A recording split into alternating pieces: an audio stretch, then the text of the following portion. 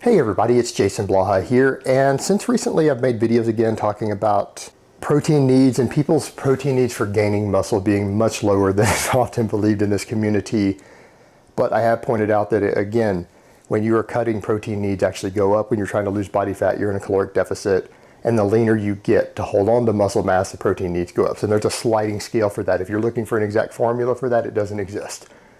Just remember that the faster that you're losing weight, the more protein you need to hold on to muscle, and the leaner that you get, the more protein you need to hold on to muscle. So there's a whole sliding scale, and best of luck calculating a formula on that. No one has one yet.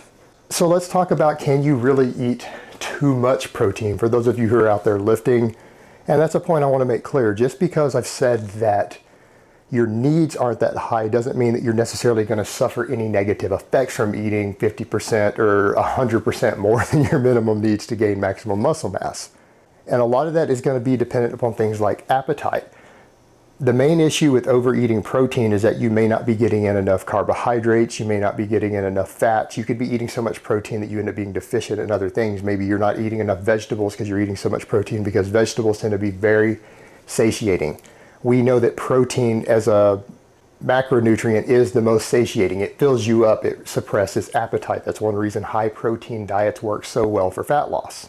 So when you see all these guys trying to consume this gram of protein per pound of body weight, or a gram and a half per pound of body weight, and you see a lot of guys who struggle to get enough food in, and they struggle to gain weight and struggle to gain muscle, those guys are just killing themselves. They need to cut their protein back. If you've got a guy who's 170 pounds and he's struggling to gain weight and he's eating 200 or 250 grams of protein a day, that's your problem. That's way more than he needs to gain muscle mass. That might be appropriate if he's cutting hard, but for gaining muscle mass, that's way more protein than that individual needs, and it's filling them up. It's making it harder for them to get in the calories that they need and to eat enough.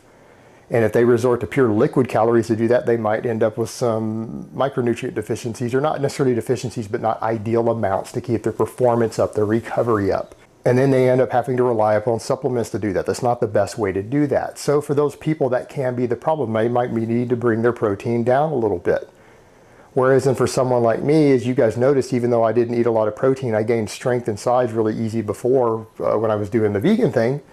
I had no trouble with that, but for me, appetite was an issue. On a lower protein, higher carb diet, for someone like me, I get hungry all the time, and bulking is really easy, but cutting is a bitch. And it's purely because of appetite that I could knock down 5,000 calories and still be hungry.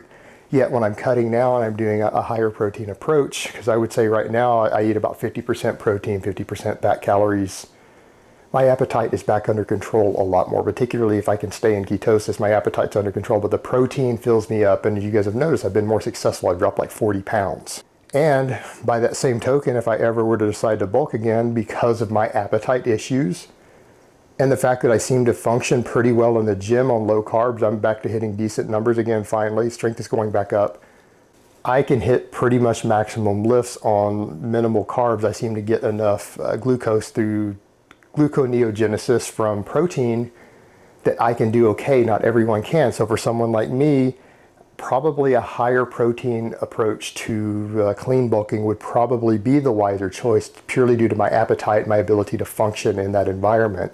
So when it comes to things like that, there's issues of ideal amounts of protein for gaining muscle mass, but then there is that factor of controlling appetite. And for some people, there can be benefits to controlling your appetite with more protein. You just need to make sure that you're not one of those people who's going to be adversely affected by it, who doesn't need more dietary carbs to train harder and to gain strength, and whose appetite isn't so suppressed by extra protein that it becomes a problem. And it really seems to vary a lot inside the community. So that's something you have to assess individually. So when I say that you have minimum protein needs to gain muscle, that's not taking into account those other factors.